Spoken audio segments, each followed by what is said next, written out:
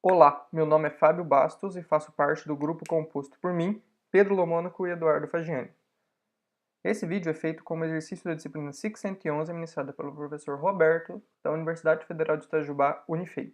O objetivo desse vídeo e do exercício é resolver e apresentar a solução do problema de número 1034 do site URI Online Judgment. Bom, agora vamos apresentar o problema a ser resolvido. Ele diz que vai ter uma competição de esculturas, de gelo e tudo mais. Isso não é tão relevante. A parte relevante do assunto é que o artista necessita de um bloco de gelo de comprimento M. Porém, a organização só dispõe de N tamanhos, menores ou iguais a N. N indo de 1 até 25, como aqui, e M indo de 1 até um tamanho grande. Cada um dos N blocos serão compostos por valores que irão de 1 a 100. O tipo de entrada do problema é composto por um inteiro T, que compõe o número de instâncias que serão testadas. A primeira instância aqui é o valor de N, o número de tamanhos de blocos possíveis e disponíveis, e M, o tamanho do bloco que o artista necessita. Esse aqui são os 6 blocos existentes. Neste caso, eu tenho dois tamanhos de blocos possíveis, e o artista necessita de um bloco de tamanho 103, e esses são os dois blocos possíveis. O objetivo do problema é resolver montar esse bloco maior com o menor número desses blocos menores. Por exemplo, aqui 100, para o mínimo possível, seria 2 vezes o 50. E o 103 seria 20 vezes o 5 e 3 vezes o 1, totalizando 23. 2 para a primeira instância e 23 para a segunda instância. Partindo para a solução, primeiramente, o grupo imaginou um algoritmo mais simples, utilizando a técnica gulosa, em que definimos uma regra para a escolha dos tamanhos dos blocos. Essa regra é a seguinte: sempre escolher o maior tamanho dos blocos N disponíveis. Se não fosse possível, escolhíamos o segundo maior. Se não fosse possível, o terceiro maior e assim sucessivamente. Por exemplo, neste caso de teste aqui, nós sempre iríamos para o último valor e veríamos se ele pode ser subtraído deste. 50 pode ser subtraído de 100. Então, contabilizamos um bloco utilizado. Se 50 ainda fosse possível, contabilizamos novamente. O que é e deu 2. Se, por exemplo, fosse o tamanho 75, nós poderíamos utilizar um de 50, o programa tentaria novamente um bloco de 50, não seria possível, ele tentaria o abaixo, que seria 25, assim seria possível um bloco de 25, também totalizando dois blocos disponíveis. Se fosse 80, por exemplo, ele utilizaria um bloco de 50, um bloco de 25, e desses 75 já utilizados como comprimento, faltaria 5 e depois ele utilizaria um bloco de 5. Ele tentaria o de 15, não poderia, porque seria superior. Tentaria o de 10, também não poderia. Tentaria o de 5, aí poderia. Se não houvesse o de 5, por exemplo, ele colocaria 5 vezes o número 1, o bloco de comprimento 1. Agora vamos apresentar o código que utilizamos. É este aqui. Vamos primeiro a main. Aqui nós lemos o número de instâncias e criamos um vetor com esse tamanho para apresentar depois os resultados, em que cada posição é relativa à instância. A primeira instância, a primeira posição do vetor e assim sucessivamente. Aqui nós fazemos aqui nós fazemos a leitura para cada uma das instâncias, né, até t, dentro desse for. Nós lemos o número de blocos possíveis, o tamanho do bloco que o artista deseja, alocamos esse vetor de comprimento n para poder guardar os blocos possíveis e lemos cada um dos blocos. Depois chamamos o resultado na posição i desse for, recebe o que vem dessa função calcula, indo para a função calcula. Nessa função calcula, nós apresentamos o tamanho do bloco desejado pelo artista, m, o número de blocos disponíveis, n, e esse list é a lista com os tamanhos dos blocos. Primeiramente, nós, assim como um vetor, a primeira posição dele é o 0 e a última, n-1, que é o tamanho dele, né? No caso daquele exemplo 6, a última posição é a posição 5. O nosso contador, que vai contar o número de blocos, é zerado.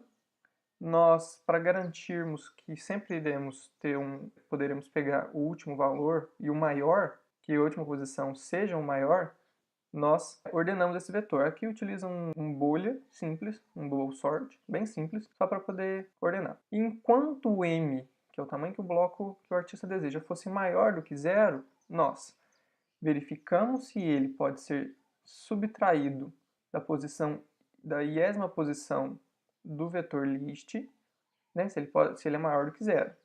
Se for, nós fazemos isso e contabilizamos um bloco. Se não, nós apenas diminuímos o i para que ele vá para um tamanho de bloco menor e faça novamente o teste. Se ele chegar a zero, ele para. A variável cont, o contador, já terá o número de blocos desejados e retornará ao contador, e o programa entrega o que deseja. Vamos fazer um pequeno teste aqui para demonstrar. Vamos testar aquela mesma entrada que o URI nos deu. São duas instâncias. O primeiro tem tamanho de bloco, tem 6 blocos possíveis e tamanho 100. Se eu não me engano é 1, 5, 10, 15, 25 e 50. Depois temos a segunda instância, que são 2 blocos diferentes de comprimento 103. Os blocos são de tamanho 1 e 5. E, pois bem, vimos que o resultado deu 2 e 23, exatamente o que queríamos. Porém, este código não está correto para todas as soluções. Porque se realizarmos, por exemplo, este daqui, vamos colocar uma instância, temos 3 blocos de tamanhos possíveis e queremos um comprimento 6. Se tivermos os blocos de tamanho 1, 3 e 4, seguindo a lógica do programa, ele resultou em 3. Por quê? Ele testaria 4 pode ser subtraído de 6, então ele contaria o 4. Depois sobraria um 2. 2 não pode ser subtraído de 3, já que ele vai descendo no vetor. 2 não pode ser subtraído de 3, mas pode ser subtraído de 1, totalizando 1. E 1 pode ser subtraído de 1, dando 0. Então, ele contabilizou 3 blocos possíveis. Porém, esse não é o mínimo possível, porque o mínimo possível seria 2 vezes o 3. Então, seriam 2 blocos, e não 3 blocos. Então, foi aí que descobrimos que esse algoritmo não está 100% correto. Ele funciona para alguns casos, mas não todos. Então, utilizando uma outra estratégia, podemos perceber que a quantidade mínima de blocos para o comprimento m é o mesmo que o comprimento m menos algum tamanho, mais 1, que se torna um subproblema do problema inicial, e pode ser aplicada a esse subproblema também. Então, assim, visualizamos um algoritmo que pode ser a solução utilizando programação dinâmica. O funcionamento é mais ou menos assim. A main, tanto para um quanto para o outro, é a mesma, tanto que a chamada da função também é a mesma. O que muda é essa função calcula. Como função auxiliar, na primeira que utilizava a técnica gulosa, nós tínhamos um bubble sort, aqui nós temos um mínimo. Por quê? Seguindo a estratégia de programação dinâmica, nós passamos m, n e o vetor list. Criamos um ponteiro PD, programação dinâmica, e esse PD nós alocamos o comprimento m mais 1, ou seja, teríamos um vetor 0, 1, 2, 3, até a posição m mais 1. O PD de 0, nós zeramos ele. Seria o nosso caso base dessa programação dinâmica. Já que na programação dinâmica nós temos subproblemas que podem ser aplicados a outros subproblemas, mas temos que ter um ponto de stop, temos que ter um ponto de parada. Então a parada seria o menor valor ser 0. A primeira posição ser 0. O raciocínio básico desse algoritmo é o seguinte: se eu tenho, por exemplo, naquele exemplo que demos, em que temos 1, 3 e 4 de tamanho, bloco desejado de comprimento 6. O bloco de comprimento 6 é a mesma coisa que o bloco de comprimento 6 menos 4 mais 1, ou 6 menos 3 mais 1, ou 6 menos 1 mais 1.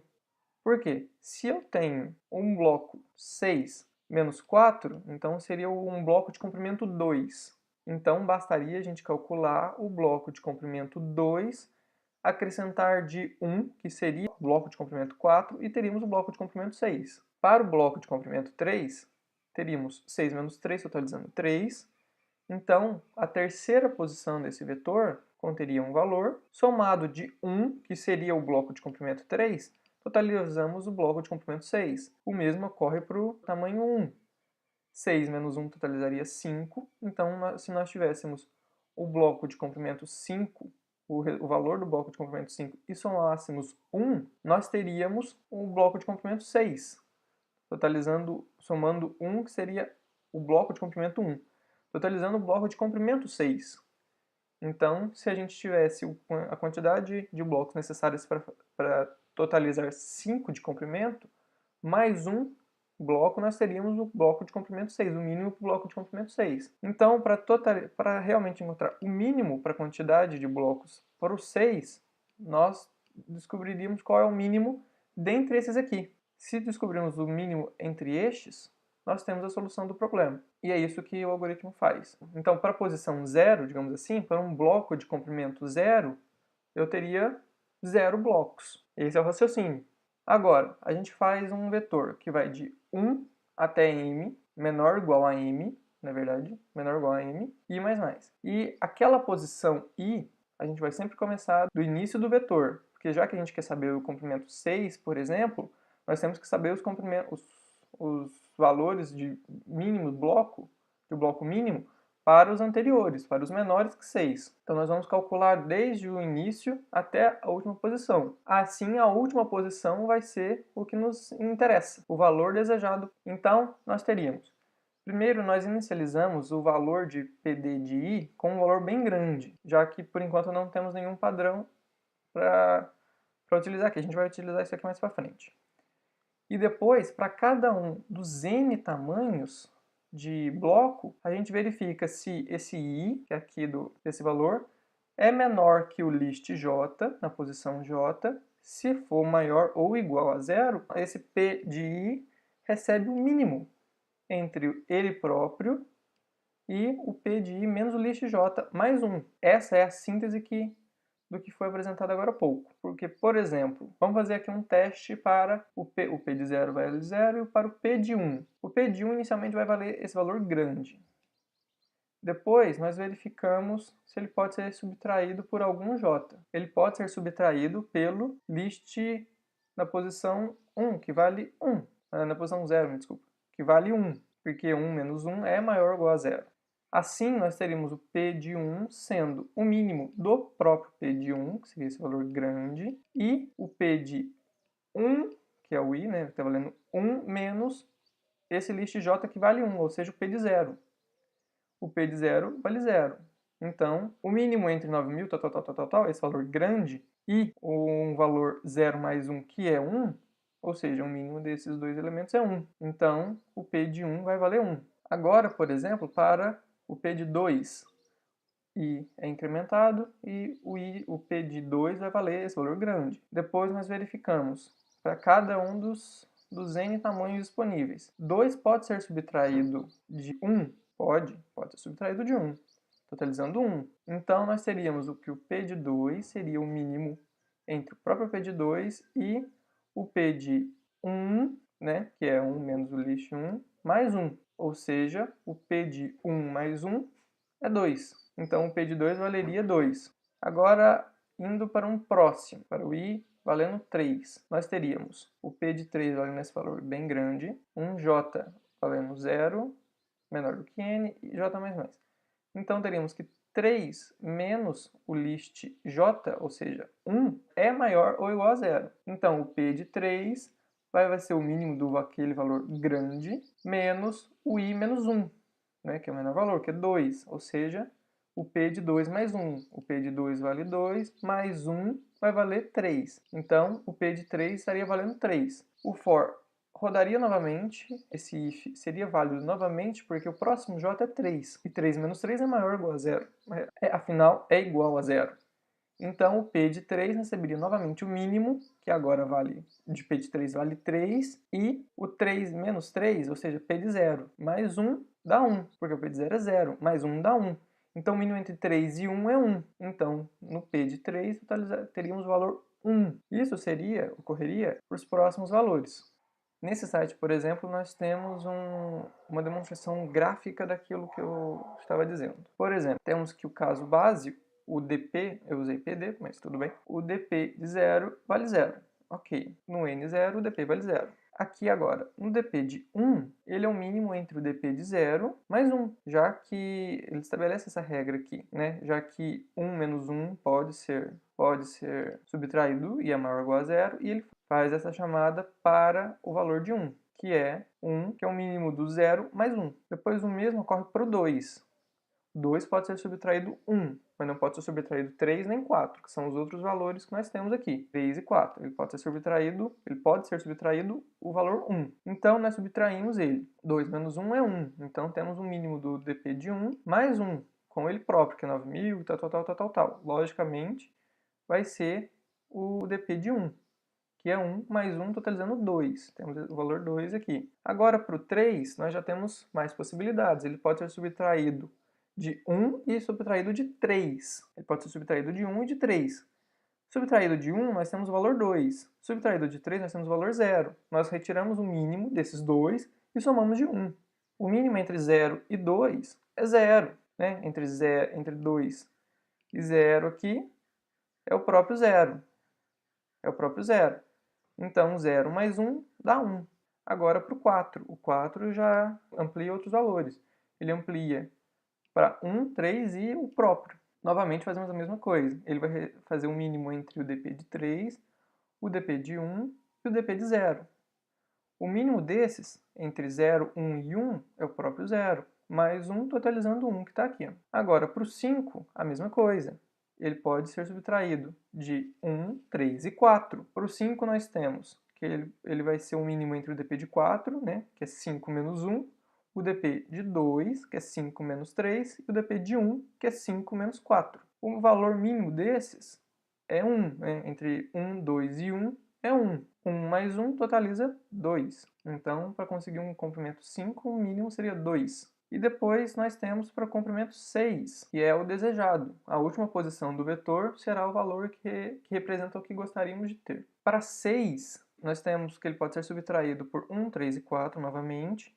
6 menos 1, 5. Então, o dp de 5. 6 menos 3, 3 para o dp de 3. E 6 menos 4, 2.